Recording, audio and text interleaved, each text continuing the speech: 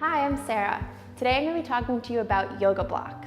We're going to go over 5 different yoga poses using the blocks that are going to align, deepen, and enhance your yoga practice. Let's get started.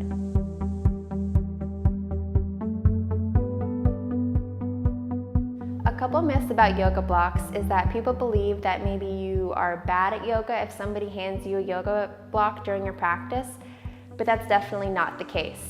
Yoga blocks will help lift you up, bringing the ground closer to you, helping you open up and expand in different poses.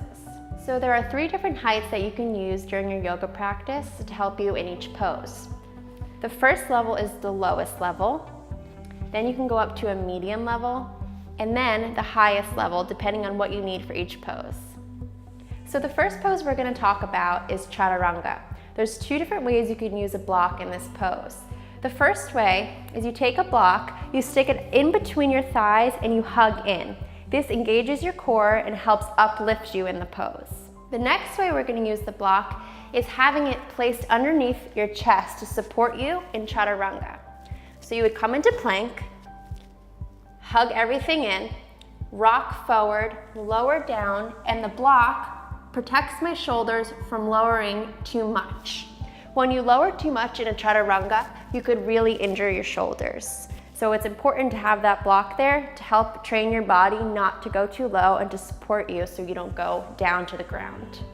The next pose we're going to talk about is seated forward fold. Again, there are 2 different ways we're going to use a block in this pose. The first way is actually sitting on the block, just like this.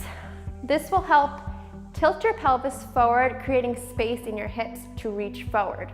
So we're going to reach up, fold forward, hinging from the lower back, grab onto wherever you can, and relax.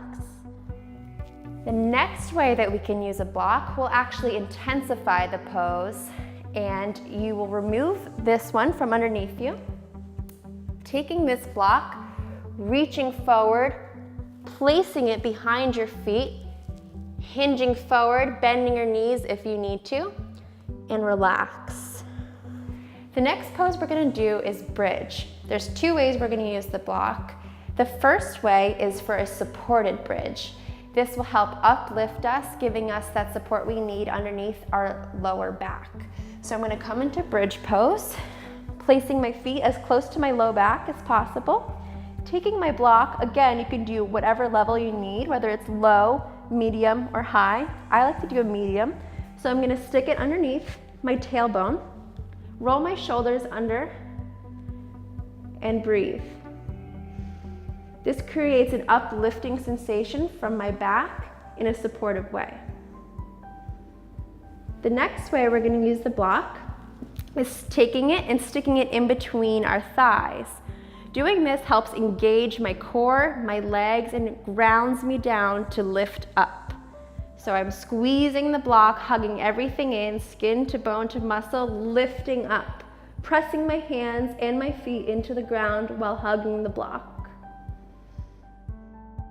The next pose we're going to talk about is pigeon pose. This is a super intense pose that is going to feel different for everybody, and each side is going to be different.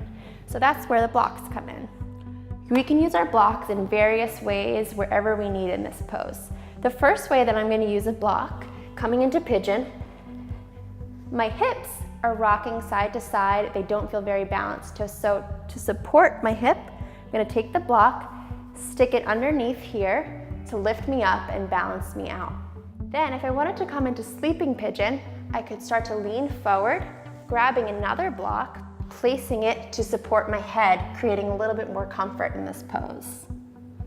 So the last pose that we're going to talk about is triangle pose.